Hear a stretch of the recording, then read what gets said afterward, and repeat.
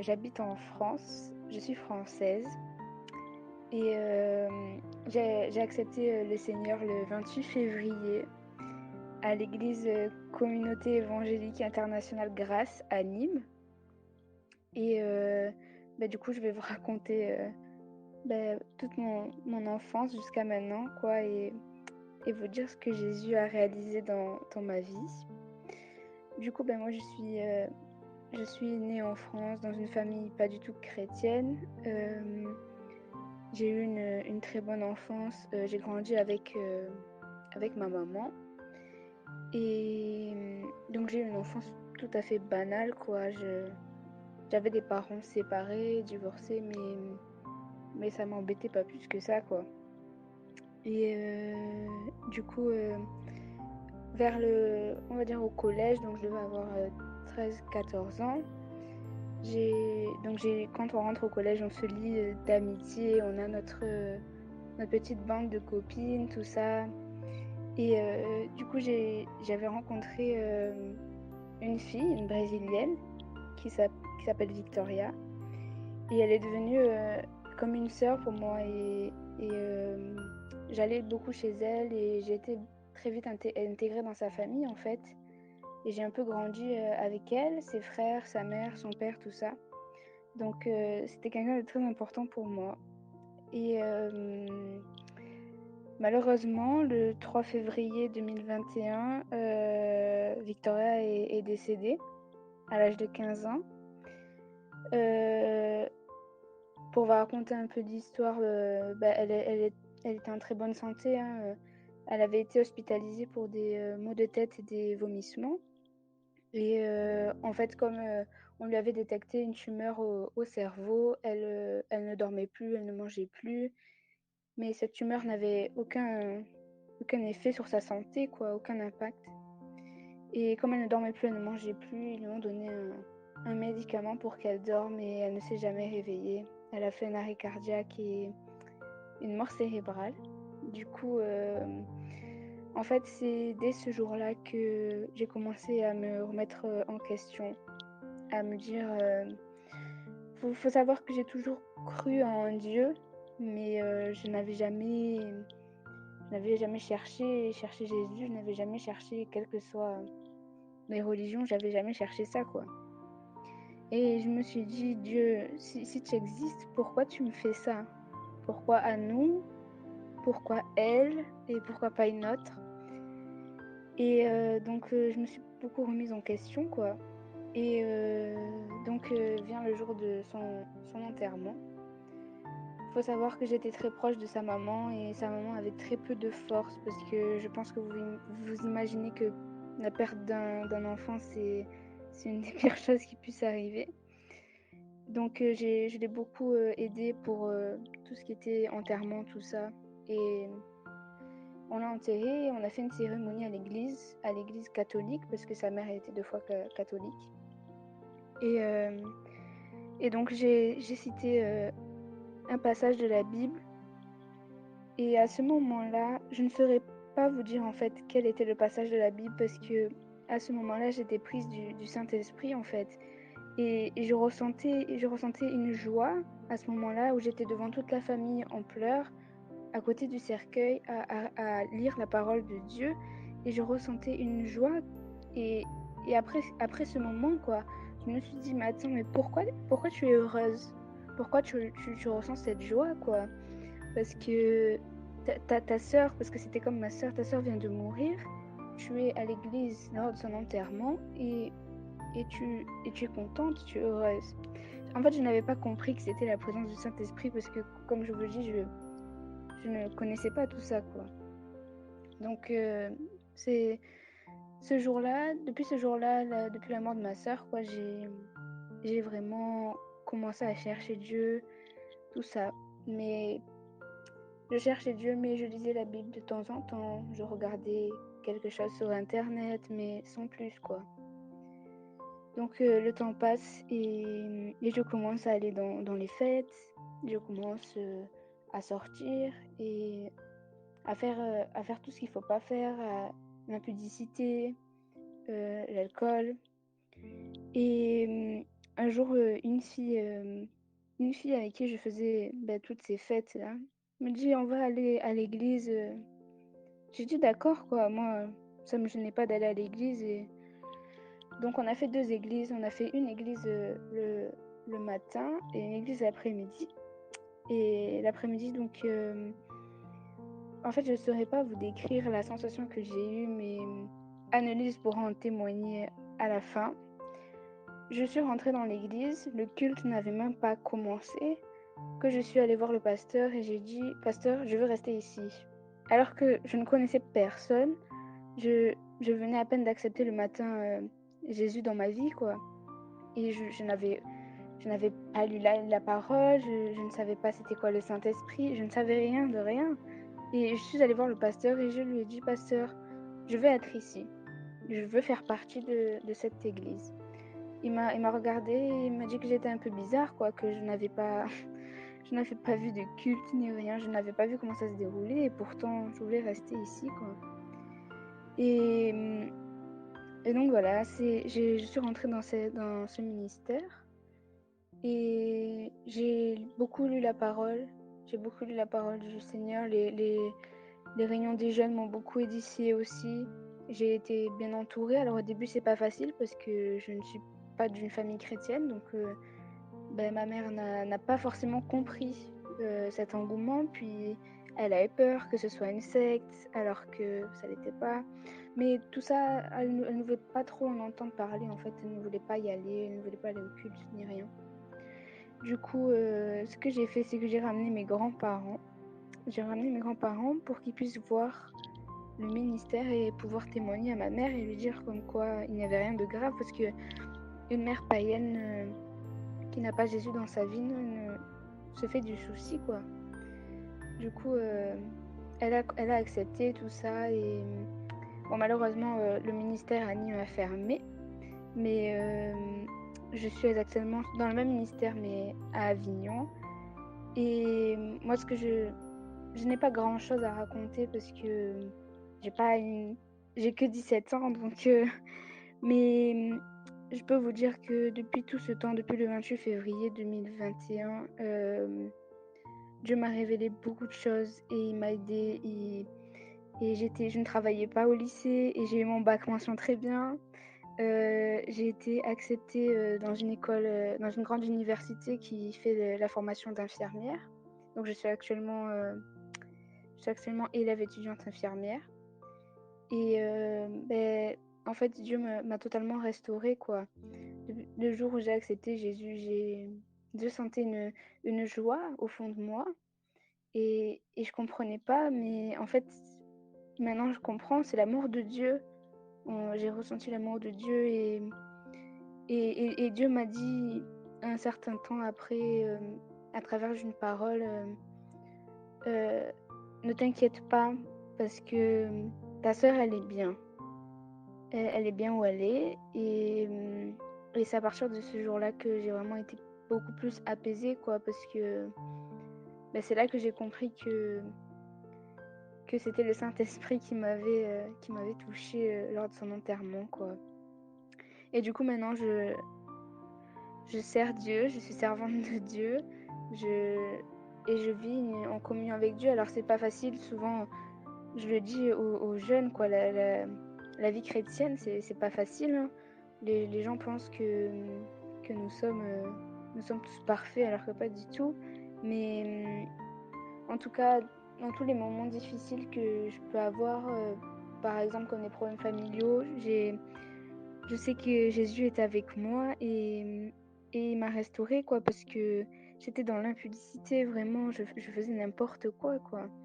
Et je me suis rangée dans la tribu de Jésus et et voilà et si j'ai quelque chose que je peux vous dire, en fait, c'est accepter Jésus dans sa vie, c'est la meilleure chose que vous pouvez faire parce qu'il vous apporte la paix, l'amour, la grâce, bénédiction et franchement, c'est quelque chose de je sais même pas comment dire, c'est indescriptible. Donc voilà, moi c'est tout ce que j'avais à dire. Enfin, en fait, je suis un peu stressée. Je pense que vous pouvez l'écouter. Mais, mais voilà, si vous avez des questions pour m'aider à développer tout ça, parce que vraiment, je je sais plus quoi dire. Oui, Lucille, je comprends et merci pour ton témoignage parce que c'est vrai, ben oui, tu vas avoir 18 ans et c'est vrai que la parole de Dieu nous dit instruis l'enfant pendant qu'il est jeune et quand il sera vieux, il ne s'en détournera pas. Donc, il y a plein de jeunes qui sont ici aussi. Et même pour nous qui sommes un peu plus vieux, je pense que ça nous édifie. Mais j'aimerais juste que tu nous expliques un petit peu plus dans le détail, quand tu parles d'avoir eu une vie d'impudicité, les conséquences qu'il y a eu et comment est arrivé ce dégoût. Voilà. Alors, les conséquences, c'est simple, tout va mal, hein. Tu tu te sens pas bien dans ton corps, tu te compares, aux autres. Souvent, je regardais, les filles, quoi, sur Instagram, elles ont toutes un beau corps, elles ont toutes une vie parfaite, quoi. Tout le contraire de ce qu'était ma vie, quoi, et ça te remet en question. Hem, En fait, c'est ça, tout allait mal, les disputes même, c'est l'ennemi attaque, quoi. L'ennemi attaque avec ça, et c'est une chose que j'ai retenue, c'est que l'ennemi vous attaquera toujours avec les choses qui vous font le plus mal. C'est-à-dire qu'après le décès de ma sœur, un jour j'ai vu dans un miroir, quoi, le reflet de ma sœur, et par la suite, j'ai compris que c'était l'ennemi qui attaquait avec ce qui me faisait mal, en fait. Et donc voilà, l'impudicité, tout va mal, rien ne va dans ta vie, tu ne travailles plus. Moi perso, je ne travaillais plus au lycée, comment on appelle ça? Je me disputais avec, mes parents. Voilà, c'est j'ai oublié ta deuxième question, maman. Oui, j'étais en train de dire quelles sont les conséquences en fait de l'impudicité chez toi.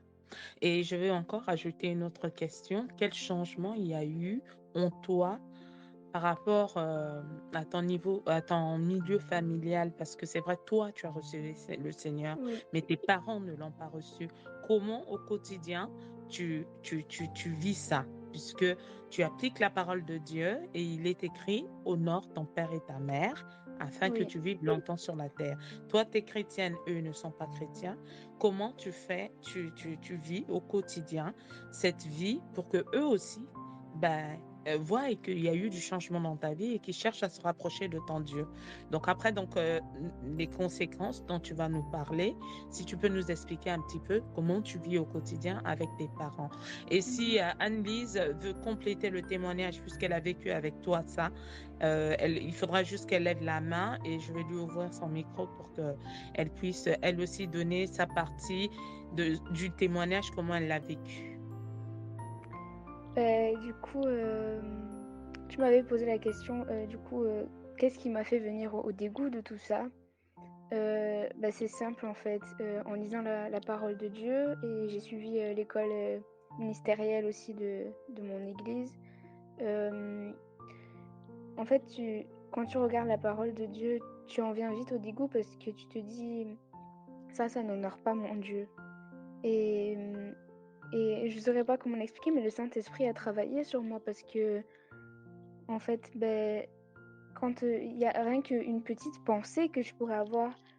Quand, c'est une pensée qui a rapport à l'impudicité ou à des choses mauvaises, je prie, quoi, directement, et je demande au Saint-Esprit qu'il enlève cette pensée de ma tête, parce que, c'est vraiment quelque chose que j'ai beaucoup de dégoût, en fait, et je pense qu'à quelque part, je sais qu'il ne faut pas avoir honte de son passé parce que ça fait partie de notre témoignage, mais il y a plein de choses que j'ai pu faire au passé qui me dégoûtent et que plus jamais je referai dans ma vie.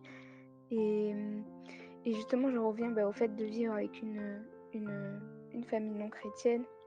Au départ, c'était compliqué justement parce que, les parents n'acceptaient pas le changement, ne comprenaient pas, la peur aussi. Mais au fil du temps, ça allait mieux. Après, je ne dirais pas que la vie est parfaite parce que, c'est compliqué de faire entendre, ses convictions et ses volontés qu'on a. à des personnes qui n'ont pas Jésus dans leur vie. Mais souvent, quand j'ai des discussions avec ma mère, par exemple, je pardonne en fait. Je pardonne tout acte qu'elle pourrait dire ou faire parce que il y a la parole du Seigneur qui dit justement, Père, pardonne-les parce qu'ils ne savent pas ce qu'ils font. Et du coup, j'ai tendance à pardonner très facilement, quoi. J'ai ancré le pardon dans ma vie maintenant. Et, et voilà, après, j'essaye par quelques louanges. Souvent, ma mère m'entend chanter des louanges, quoi. Et alors, elle chante, elle aussi. Je pense que elle me pose des questions aussi, des fois. Elle s'intéresse et je pense que, en tout cas, je mets beaucoup ça en prière et je pense que le Seigneur touchera sa vie, quoi. J'y crois. J'ai la foi en Jésus et je sais qu'il est Dieu de l'impossible. Donc, c'est pas facile, mais par exemple, je ne contredis pas. Je laisse faire et je remets tout ça dans les mains du Seigneur. Des fois, c'est difficile parce que, surtout quand avant, on n'était pas chrétien, quoi. On n'avait pas de foi. C'est compliqué des fois, mais en tout cas, j'arrive à gérer ça, quoi, par la prière et le Saint-Esprit fait grâce parmi ma famille. Amen, amen, amen.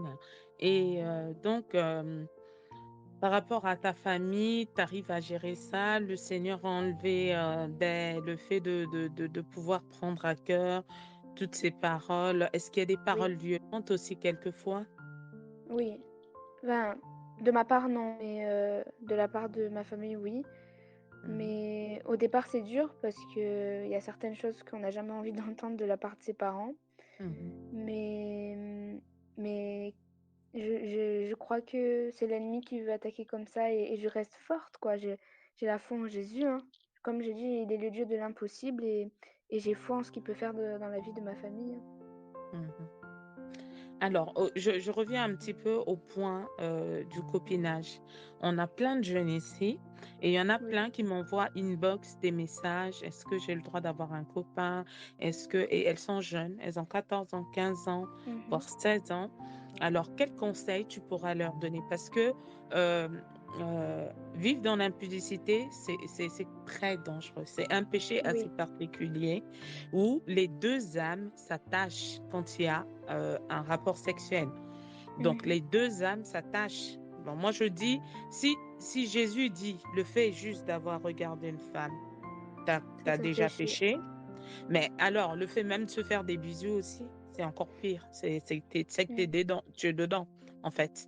Donc, quel conseil tu pourrais donner aux gens qui sont là, à ceux qui ne sont pas encore mariés? Est-ce que tu as eu une sorte de dépendance affective dans ton parcours avant même que tu connaisses le Seigneur? Et qu'est-ce que tu en tires comme leçon au jour d'aujourd'hui? Alors, bah, pour ma part, oui.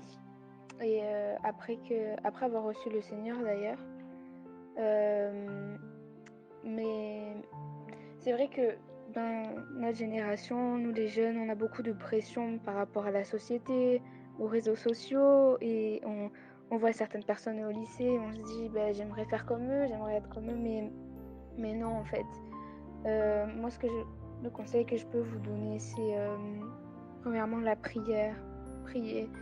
C'est-à-dire que déjà même sur la base de l'amitié, Heu, ce terme être en couple, avoir un petit copain, une petite copine, pour moi personnellement, ça n'existe pas parce que il faut qu'il y ait de l'amitié en fait, avec la personne. Enfin, toute cette étape d'amitié avant le mariage, c'est là où tu connais réellement la personne, tu connais ses défauts et tout le monde a des défauts et si tu te maries avec elle, tu dois être sûr de pouvoir vivre avec ses défauts et ce que je peux vous dire aux jeunes, c'est prier et faites attention, quoi, parce que si la Bible, Jésus dit que le simple fait de regarder une femme est un péché, et imaginez-vous embrasser, parce que justement, comme on en parlait il n'y a pas longtemps dans la plateforme, il faut éviter de se provoquer la provocation.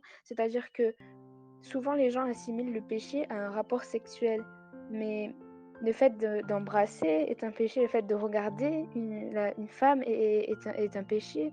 Donc, moi, ce que je peux vous dire en tout cas, c'est si un jour, en tout cas, si un jour vous commencez à connaître une personne, mettez des barrières, vous vous voyez, mais avec, toujours avec quelqu'un à côté, parce que le bisou est un péché, c'est une provocation. Tu commences par un bisou, puis après tu viens à te toucher, puis après ça va dans le rapport sexuel, hein. C'est comme ça que ça fonctionne et moi je pense que si si si tu commences à connaître quelqu'un, déjà prie et ne prie pas quand tu as connu la personne.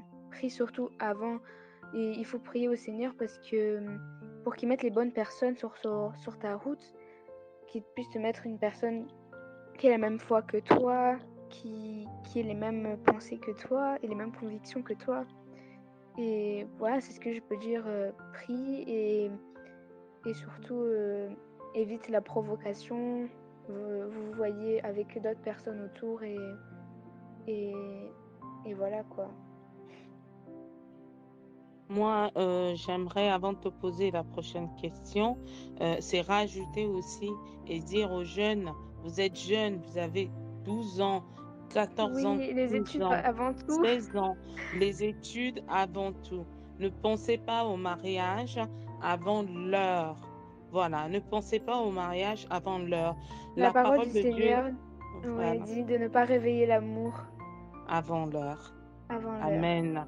Et il est écrit aussi qu'il y a un temps pour tout sur la terre. Voilà, sous le soleil, il y a un temps pour tout. C'est ce que la parole de Dieu nous dit. Alors, à partir du moment où tu sais que tu dépends encore de tes parents, que ce sont tes parents qui te donnent à manger et que le copain que tu veux avoir ou la copine que tu veux avoir, elle aussi, elle dépend encore totalement de ses parents, dis-toi que c'est pas le moment. Si tu as 17 ans et que tu as déjà un travail et que la fille que tu veux épouser, avec qui vous partagez et la même foi, elle aussi, elle travaille, vous pouvez commencer à prier, justement, pour demander à Dieu, mais pas avant. Avant, ce n'est qu'un piège du malin, c'est un jeu que le malin installe entre vous pour pouvoir vous toucher, pour pouvoir vous regarder, voilà, ça, des regards impurs, en fait, qui vont vous souiller pour rien. Donc, les jeunes, ne pensez pas au mariage tant que vous êtes encore chez papa, chez maman. Vous commencez à y penser quand vous allez commencer à devenir indépendant.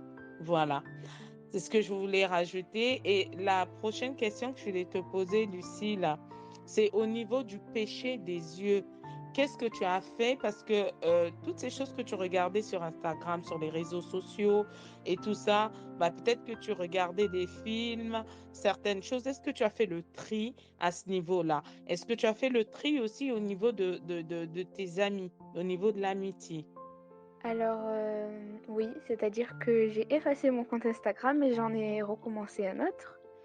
Je n'ai seulement, que des connaissances, en Christ et des personnes que je connais et j'ai totalement arrêté en fait, ça s'est fait naturellement du moment que j'ai pris la décision quoi. Le Saint-Esprit m'a guidée et tu ne fais plus ça, ce n'est pas bien donc ce que j'ai fait, c'est que j'ai totalement arrêté quoi et ce n'est pas du tout quelque chose qui me manque, c'est non justement j'ai ça me donne du dégoût en fait. Chacun est comme il est et moi j'ai souvent tendance à dire que tous les enfants de Dieu sont très beaux. Donc, surtout ne vous comparez pas à quelqu'un d'autre que vous pouvez voir sur les réseaux sociaux ou qui puisse vous faire sentir mal parce que vous êtes beau, vous êtes enfant de Dieu et voilà quoi. Et au niveau de mes amitiés, alors oui, j'ai fait le tri, hein, c'est-à-dire que moi j'ai une définition d'amitié, c'est-à-dire que je différencie connaissances, collègues et amis. Parce que les vrais amis, on les compte sur le bout des doigts, quoi. Et donc oui, il y en a beaucoup qui ont vu ma transformation et qui n'ont pas voulu rester amis avec moi et je les bénis. Je les bénis et je leur souhaite que du bonheur, quoi. Mais moi aussi, j'ai fait du tri dans mes amis et voilà, hein, mais il y en a quand même qui n'ont pas supporté, qui m'ont harcelé, qui m'ont poursuivi, mais eux aussi je les bénis et je leur souhaite que du bonheur, quoi. Amen, amen. Alors, dans ce cheminement vers une nouvelle vie en Christ, en fait, on est obligé de dire un non radical à certaines choses. Comment ça s'est passé pour toi? Est-ce que ça a été progressif ou alors tu as dit, ben non à ça, non à ça? On sait tous qu'on peut prier pour que le Seigneur nous aide à plus lire la Bible, que le Seigneur nous aide à aller plus aux réunions de prière, mais il faut aussi que nous-mêmes, on prenne cette décision et le Seigneur nous accompagne dans notre décision. Pour toi, ça s'est passé comment? Alors, bah, je vais prendre l'exemple, le plus concret dans ma vie, c'est les fêtes, par exemple. Je viens de rentrer à l'université, donc les fêtes étudiantes, il y en a énormément et moi, ce que j'ai fait, c'est que je savais dès le départ que aller dans une fête où il y avait de l'alcool, de la drogue, des musiques mondaines, c'était pas bon. Du coup, ce que j'ai fait, c'est que j'ai dit non. Alors des fois, c'est dur parce qu'on connaît telle personne et telle personne qui y va, puis il y en a qui ne comprennent pas vos convictions. Ils vous disent: «Allez, viens, ça va être bien, tout ça», mais non, non. J'ai mis un non totalement à ça et non, oui, c'est moi qui ai mis un non et maintenant je ne ressens même plus l'envie d'y aller. Ah, au début, c'est dur parce que c'est un processus, c'est la vie chrétienne, c'est un processus. Forcément, une personne ne peut pas changer du jour au lendemain et et ça, c'est réel, on peut pas changer donc mais en tout cas pour tout ce qui est, les fêtes, tout ça, tout ce qui est mauvais, c'est moi qui ai mis un terme parce que je savais où j'allais, c'est-à-dire que j'ai quand même, lu quelques fois la Bible, je savais ce qu'était la vie chrétienne avant d'accepter Jésus, donc je savais très bien dans quoi j'allais et ne faites pas l'erreur, j'ai déjà vu moi des personnes par exemple qui j'accepte Jésus, puis le lendemain je vais à la fête, puis la semaine d'après je réaccepte Jésus. Ça marche pas comme ça. Tu acceptes Jésus et tu vis avec lui ou tu ne l'acceptes pas et donc non, c'est moi qui ai mis un stop vraiment à tout ça et ça ne me manque pas du tout. Amen. Et moi, hier, j'ai entendu un homme de Dieu qui était en train de témoigner d'une chose que moi-même aussi dans mon cheminement chrétien, j'ai vécu. Donc, cet homme de Dieu était en train de témoigner qu'il parlait à une fille de 17 ans. Et il demandait à cette fille de 17 ans d'arrêter de voir son copain. Et elle était en train de dire, mais non, je ne peux pas arrêter, je l'aime trop, je l'aime trop. Et il a tellement insisté, il a dit, mais Jésus t'aime, Jésus a bien plus à te donner. Et elle a dit à l'homme de Dieu, bon, ben, bah, histoire de bien finir ensemble, il faut que j'aille le voir. Et quand elle est allée, elle a pris la route pour aller le voir, elle s'est fait happer par un véhicule et elle est morte sur le champ. Donc les jeunes, il ne faut pas jouer avec le péché. Il n'y a Oui, rien de mieux que de donner sa vie au Seigneur.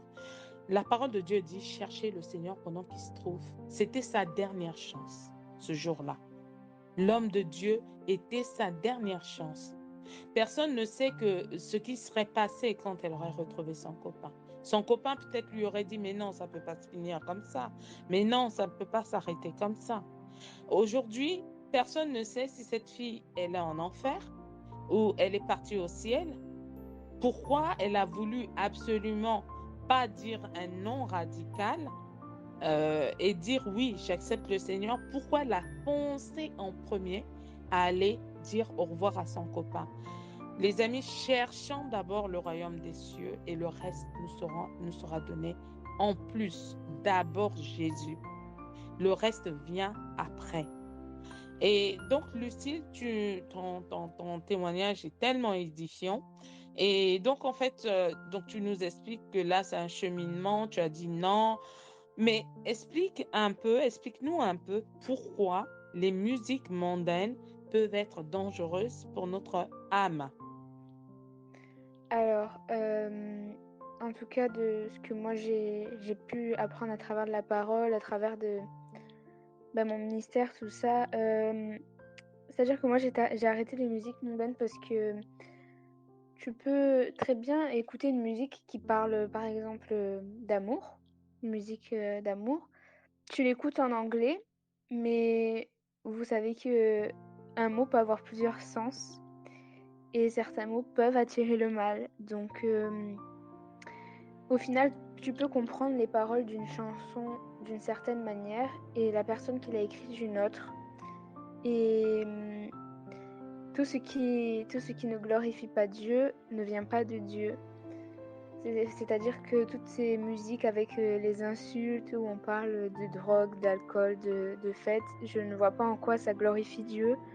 Donc pour moi, cela vient du mal et donc j'ai arrêté les musiques mondaines, quoi, en tout cas pour moi, c'est mon point de vue, si vous voulez rajouter quelque chose, mais pour moi, c'est ça, quoi.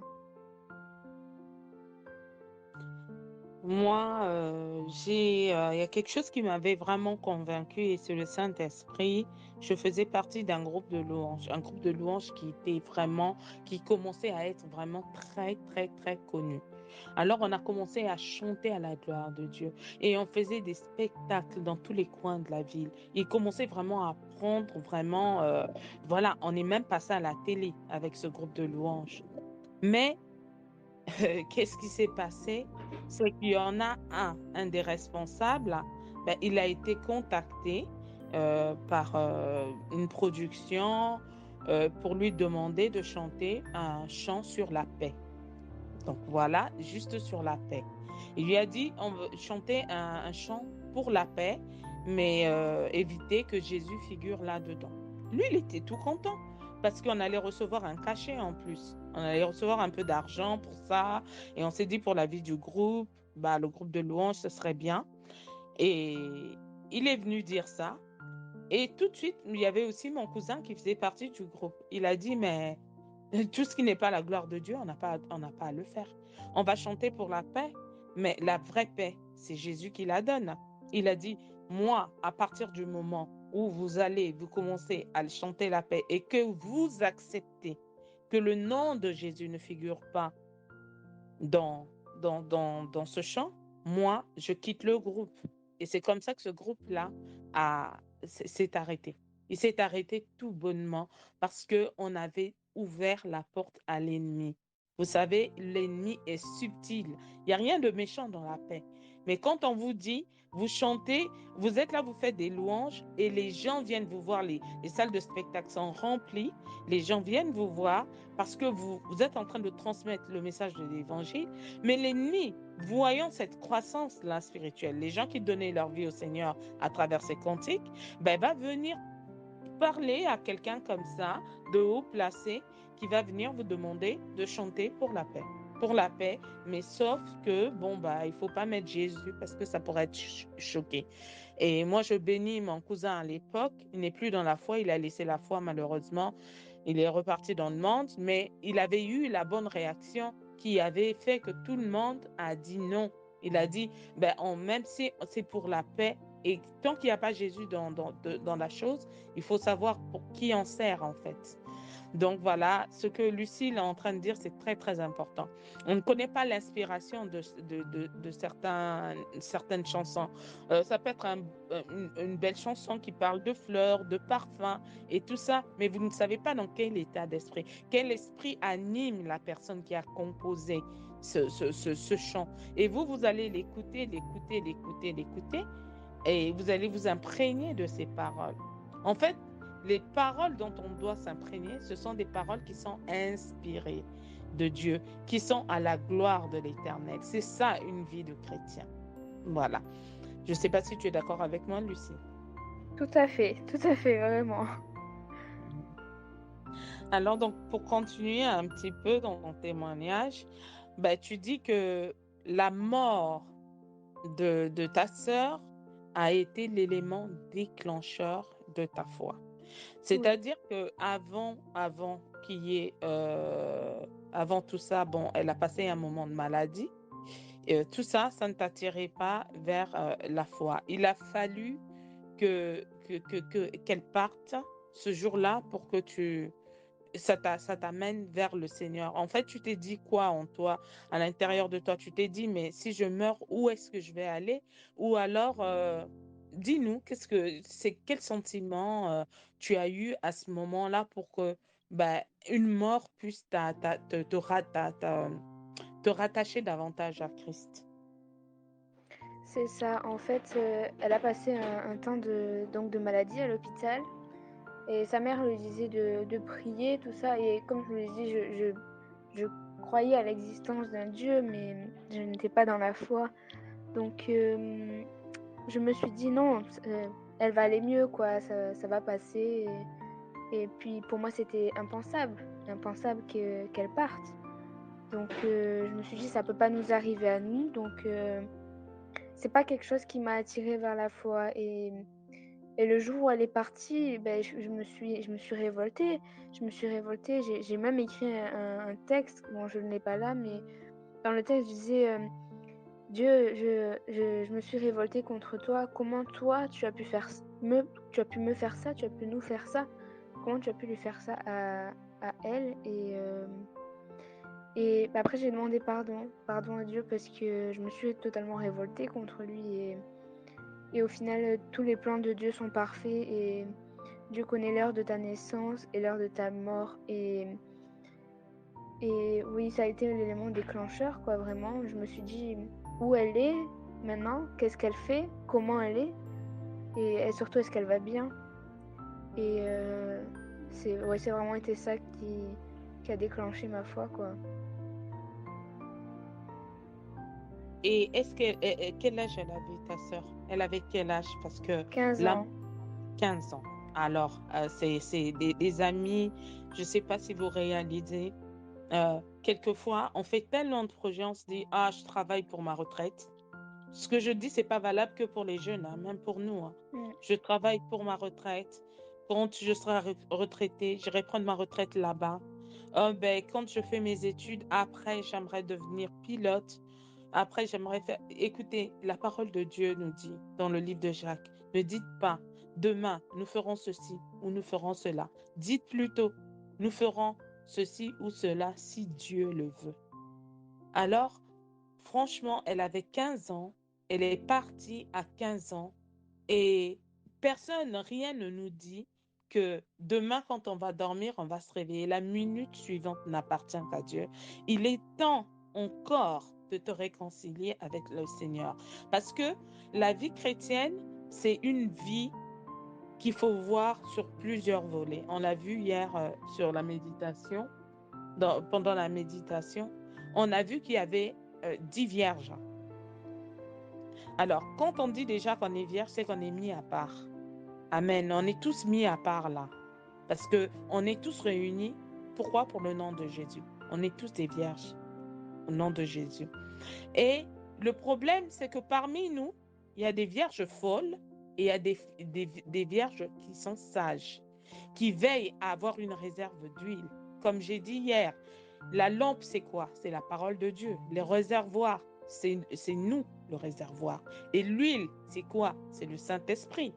Est-ce que nos réservoirs sont remplis d'huile? Parce que le Seigneur peut venir à n'importe quel moment. C'est la question que nous devons nous poser dans notre vie tous les jours. Chaque matin, quand on ouvre les yeux, est-ce que c'est par habitude, tu cours vite aller prendre ton café ou alors tu te dis, mais je dois d'abord remercier celui qui a renouvelé le C'est ce que souffle de j'allais vie en dire. moi. Souvent, on a Voilà. tendance à se réveiller et à prendre le téléphone. Parce que, ben voilà, le téléphone, maintenant, ça fait partie de notre vie intégrante, hein, on n'a que ça, hein. Et, et je connais beaucoup de gens qui se lèvent, prennent leur téléphone et après viennent demander des prières parce que ça va mal. Mais as-tu remercié Dieu pour le souffle de vie qu'il te donne et pour la vie qu'il te donne chaque jour, pour la protection qu'il te donne chaque jour? Et le soir, remercies-tu Dieu pour la journée que tu as passée? Et juste pour ajouter quelque chose par rapport à ma sœur, du coup, je disais que bah, je me demandais où elle était, ce qu'elle faisait, comment elle était. Et, Et ça, je me le suis encore plus posé quand sa mère a pris la décision de déménager. Elle m'a donné la charge de ranger la chambre de Victoria et de faire les cartons car elle n'avait pas le courage. Et au milieu de tous ces livres, j'ai trouvé une Bible avec des pages arrachées, des écritures. Elle surlignait les versets. Et là, tu te demandes, elle avait la foi ou pas? Parce que ça a vraiment été quelque chose qui me passe toujours par la tête, quoi. Elle avait la foi ou pas? Et c'est vraiment à ce moment-là que ça a déclenché ma foi et que j'ai voulu donner ma vie à Jésus, quoi. Mais en tout cas, ce que je peux vous dire, c'est personne ne sait le jour du lendemain. Peut-être que demain, ben, je serai plus là. Peut-être qu'il va se passer quelque chose d'important dans nos vies et remercier le Seigneur pour le souffle de vie qu'il vous donne chaque jour. Parce que c'est quelque chose vraiment de très important. En tout cas, oui, ben, moi aussi, je suis passée par là. Moi aussi, j'ai perdu mon frère il y a des années maintenant. Il avait 27 ans. Il est décédé dans mes bras et je me suis posé la question pendant des années et j'ai eu la réponse que 10 ans après. 10 ans après, j'ai su que mon frère avait donné sa vie au Seigneur avant de mourir. Et ça m'a travaillé toute ma vie. Alors, je l'ai su comment? C'est que il avait un cancer, mon frère, et je ne savais pas qu'il avait un cancer. Ma mère n'avait pas voulu me dire. Mais toujours est-il que le jour où il est parti, je devais aller travailler. Je suis arrivée devant le lieu de mon travail et j'ai pas pu rentrer. J'ai tout de suite dit, il faut que j'aille à l'hôpital. Et c'est ce matin-là qu'il était mort. J'ai tout de suite dit, il faut que j'aille à l'hôpital. J'ai expliqué à ma responsable que je ne pouvais pas aller travailler. Elle a tout de suite compris, mais quand Dieu fait les choses, il sait faire les choses. Et j'ai demandé à ma maman d'aller prendre une douche. Quand elle est allée prendre une douche, c'est là que mon frère est parti. Et la douleur que j'ai eue, j'ai arrêté de travailler au moins pendant 9 mois. Ensuite, j'étais sous antidépressif. Je ne sais plus comment dire. Voilà, je prenais des médicaments contre la dépression parce que j'arrivais plus à aller travailler. Parce qu'il fallait en même temps que je soutienne ma maman, parce que ma maman était très attachée, elle avait une relation fusionnelle avec mon frère, et je prenais des antidépressifs pour tenir le coup. Et 10 ans après seulement, un jour en discutant, une discussion banale avec ma mère, défunte mère, puisqu'elle est décédée elle aussi aujourd'hui, et elle me dira, mais tu sais, euh, ton frère, il avait accepté Jésus. J'ai dit, mais non, moi, je ne l'ai jamais vu aller dans un lieu de culte. Je ne l'ai jamais vu. Elle m'a dit, mais écoute, quand le film La Passion du Christ est sorti, on est allé le voir au cinéma, tous les deux. Et ce jour-là, il avait pleuré toutes les larmes de son corps. Et là seulement, j'avais su que mon frère avait donné sa vie au Seigneur. Mais ça ne suffisait pas. Dieu est bon, il aime confirmer les choses. Ça fait pas juste 2 mois, j'en parlais avec une amie qui est de La Réunion, qui m'a dit, mais j'ai écouté ton témoignage sur YouTube, tu disais que tu ne savais pas que ton frère était à Christ. J'ai dit, ben non, je ne savais pas. Elle dit, mais moi je sais, parce que le pasteur, et la veille de son décès, est allé le voir et il lui a demandé, est-ce que si Dieu te prend ton âme là maintenant, est-ce que tu es prêt? Tu es prêt à aller dans les bras de Jésus? Et il avait dit oui. Elle m'a dit, et c'est elle qui me le dit, qui me le révèle. Et moi, je ne le savais pas. Donc, on a un Dieu bon. Dieu sait ce qu'il fait dans nos vies. Mais nous aussi, nous n'avons pas que des demandes à faire à Dieu parce que nous allons souvent vers Dieu pour faire des demandes. Nous avons aussi des devoirs en tant qu'enfants de Dieu. Alléluia. J'espère que vraiment on le comprend. Nous avons des devoirs. Celui qui met la main à la charrue ne regarde pas en arrière. Nous avons des devoirs. Nous avons le devoir de pouvoir l'adorer, de pouvoir l'élever. Nous avons le devoir de pouvoir aller annoncer sa parole partout, comme il a dit. Il a dit, allez, faites de toutes les nations mes disciples. Et ça, c'est le mandat que Dieu a donné à tout le monde. Est-ce que dans ton milieu où tu travailles, dans le milieu de ton école, est-ce que tu as un témoignage? Est-ce que tu es un disciple? Ou alors tu rentres dans les discussions folles de tes amis ou de tes collègues. Voilà, en se moquant, quelquefois on peut se moquer, on rigole, mais on rigole pas de toutes les situations. Parce que si tu deviens une occasion de chute pour quelqu'un, ou tu deviens moqueur, ne t'arrête pas sur le chemin des moqueurs, nous dit la parole de Dieu dans les psaumes. Alors, donc voilà, j'aimerais vraiment insister encore, voilà, auprès de mes frères et mes sœurs qui sont là aujourd'hui, que c'est pas de la rigolade. On ne joue pas avec la vie. Jésus a donné sa vie alors qu'il n'avait jamais péché. Il n'avait jamais péché. Il a donné sa vie pour nous. Nous devons honorer ce Dieu-là. Nous ne méritons rien. Rien. Nous étions destinés à la boucherie. Nous étions destinés au feu. Mais un innocent est mort pour nous. Alors, nous ne devons pas rigoler avec les choses de Dieu. Moi, je rigole pas avec les choses de Dieu. Moi, je suis connectée. Même quand je dis c'est la prière, il n'y a personne qui vient. Moi, je suis quand même connectée, je prie. Même si personne ne vient au rendez-vous. Voilà. Parce que je sais que j'ai donné rendez-vous à Jésus et Jésus est là. Ne jouons pas avec les choses Amen. de Dieu. Ne jouons pas les choses de Dieu parce que le temps que Dieu nous laisse sur terre, c'est pour pouvoir arranger notre comportement. Oh, mes amis, j'aimerais vraiment partager avec vous que quand on est, nous naissons avec comme une horloge sur nous, derrière notre dos. Nous avons, comme les médicaments, une date de fabrication et une date de péremption. Pour cette sœur-là, elle, c'était à 15 ans, c'était planifié comme ça. Parce que rien ne peut empêcher Jésus d'arrêter la mort. Hein. On est bien d'accord que c'est lui, la parole de Dieu nous dit que c'est lui qui fait vivre, c'est lui qui fait mourir. Seul le Seigneur sait à quelle date il va prendre chacun de nous. Nous avons tous une date. Mais pendant ce temps-là, en attendant que ce jour-là arrive, comment vis-tu? Comment vis-tu?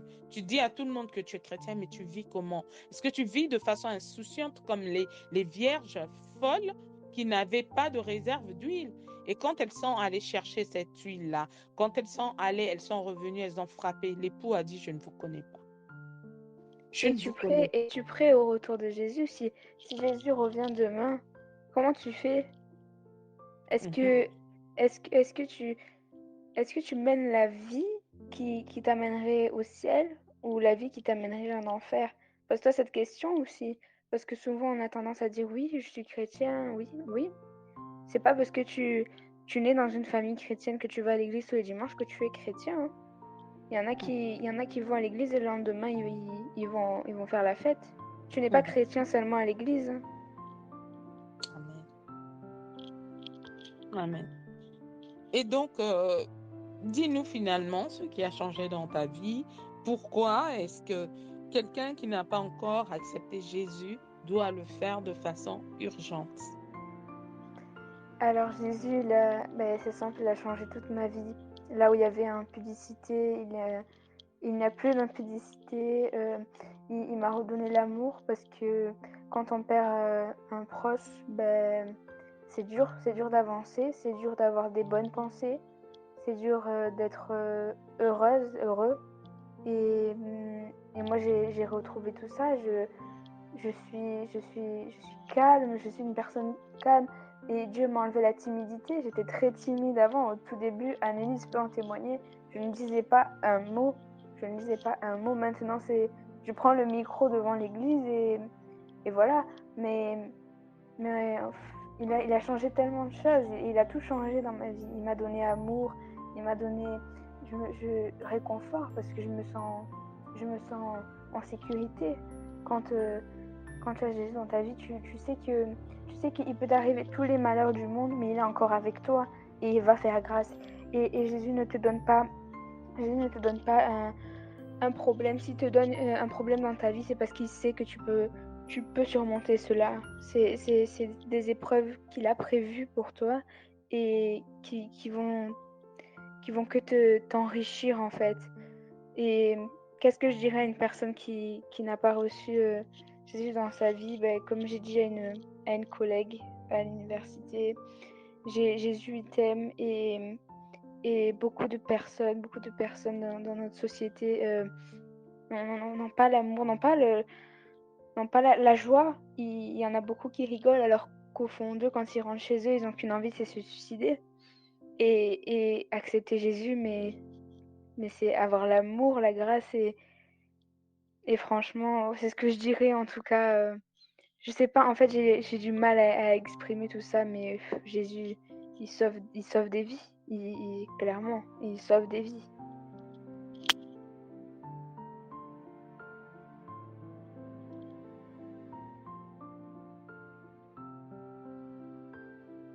Amen, amen. Jésus sauve des vies. Je suis tellement, tellement touchée par ton témoignage. Est-ce que Anne-Lise voudrait rajouter quelque chose au témoignage de Lucille puisqu'elle a été témoin?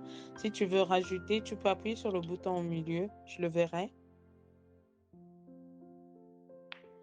Annelise, parle-nous, Annelise.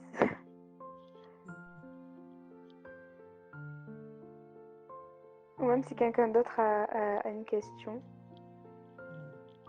Alors, si Alice ne rajoute rien, moi j'aimerais qu'on lise un passage.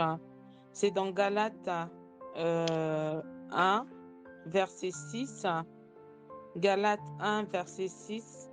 C'est un passage qui est important que nous devons tous vraiment garder au fond de notre cœur. Donc, je vais le lire, Galates 1, à partir du verset 6. Il est écrit, « Je m'étonne que vous vous détourniez si promptement de celui qui vous a appelé par la grâce de Christ pour passer à un autre évangile. Non pas qu'il y ait un autre évangile, mais il y a des gens qui vous troublent et qui veulent renverser l'évangile de Christ. » Alléluia. Moi, Amen. j'aimerais vous dire, faites attention. La parole de Dieu dit, la foi vient de ce qu'on entend. Ça dépend de ce que tu entends. Oui. Ça dépend à quoi est-ce que tu t'exposes. À quoi tu exposes tes oreilles. La foi vient de ce qu'on entend. Si tout le temps tu aimes bien une musique, tu la répètes, ben, tu vas connaître les paroles et tout. Et puis, dès que tu vas entendre le son de cette musique, tu vas dire, ah là là, cette musique, je l'aime tellement. La foi vient de ce qu'on entend. Alors, ne vous laissez pas troubler par 10 000 évangiles. Nous sommes dans les temps de la fin. Le livre de Galates que je viens de vous lire, il dit que je m'étonne que vous détournez si rapidement. Hier, tu disais que c'était Jésus qui avait sauvé ta vie. Hier, tu disais que sans Jésus, tu ne peux rien. Mais dès qu'il y a un frère qui va venir te parler d'un autre évangile, te voilà, tu vas te dire, ah, mais peut-être qu'il a raison. Hein. Ah, tu vas commencer à te poser des questions. Bien-aimés, ne vous éparpillez pas. Restez au pied de Jésus. Vous connaissez l'histoire de Marie et de Marthe. Marthe, elle s'occupait de plein de choses à côté. C'est pareil aujourd'hui, on veut aller partout. Partout. Il suffit qu'on te dise, oui, là c'est bien, tu y vas. Oui, là c'est bien, mais fais attention à quoi tu t'exposes. Restons concentrés sur l'évangile, sur le Christ, sur l'évangile de la croix. Parce qu'il n'y en a pas un autre qui est mort, restons gardant la foi. Ce Jésus qui est venu te chercher, il n'y en a pas un autre qui est mort pour nous. Ce Jésus qui est venu t'appeler dans toutes ces choses. C'est tu avais toutes les addictions, nous avons chacun notre histoire avec le Seigneur. Donc je vais lui offrir le micro. Ne l'oublie pas parce qu'il y a un ami qui va venir te dire, mais viens, on va aller à la fête, tu vas voir, ça va être bien. Il n'y aura pas de musique mondaine, mais viens, on va sortir, ça va te faire du bien. Non, il n'y a que Jésus qui sait ce qu'il y a de mieux pour toi. Avant de faire quelque chose, confie-le d'abord au Seigneur. Parce que tel chemin paraît quelquefois bien à l'être humain, nous dit la parole. Or, c'est le chemin de la perdition. Comme cette jeune fille qui a voulu absolument aller prévenir son copain que c'était fini, alors que Jésus l'attendait. C'était là, peut-être qu'elle ne serait même pas morte si elle avait accepté Jésus dans sa vie. Alors, faites le bon choix et faisons tous le bon choix. Je m'inclus là-dedans parce que on a tous besoin de Jésus. On a tous besoin de Jésus. On a besoin que Jésus, tous les jours, nous fortifie. Et n'allez pas ouvrir vos oreilles à des choses qui ne sont pas de Dieu, des choses que Jésus ne veut pas que vous ayez. Sachez que l'ennemi, il est subtil. Moi, je dis toujours, l'ennemi est puissant, mais Jésus est tout puissant. Il a une certaine puissance, mais Amen. Dieu est tout puissant. Jésus est tout puissant. Il est capable de changer les circonstances et les temps. Alors faites le bon choix, les jeunes. Faites le bon choix. Il faut choisir Jésus tant que vous en avez la possibilité. La minute suivante appartient au Seigneur. En tout cas, Lucille, merci pour ton témoignage. Et peut-être il y en a qui veulent poser des questions. Vous pouvez.